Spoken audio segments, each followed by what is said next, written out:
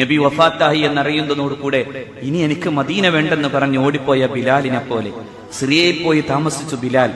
മടങ്ങി വരാൻ പിന്നൊരിക്കൽ ഉമറിന്റെ കാലത്താണ് സയ്യിദുന ബിലാലിനോട് അള്ളാഹുവിന്റെ റസൂൽ സ്വപ്നത്തിലൂടെ വന്നിട്ട്, ബിലാൽ എന്തേ എന്നോട് ദേഷ്യമായോ എന്ന് ചോദിക്കുമ്പോ കരഞ്ഞു കലങ്ങി ഹൃദയം പിടച്ച് സിറിയയിൽ നിന്ന് നടന്നു വന്നു മഹാനായ ബിലാൽ അഷ്റഫുൽ ഖൽഖിന്റെ ചാരത്ത്.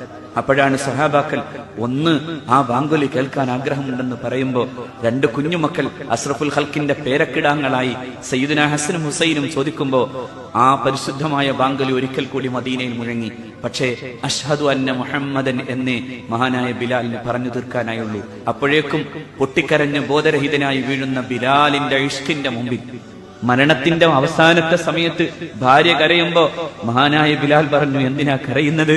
നാളെ ഞാൻ എന്റെ മുഹമ്മദിനെയും അവിടുത്തെ പരിശുദ്ധരായ അനുയായികളെയും കാണാൻ പോകാണ് എന്ന് പറഞ്ഞ സയ്യിദുന ബിലാൽ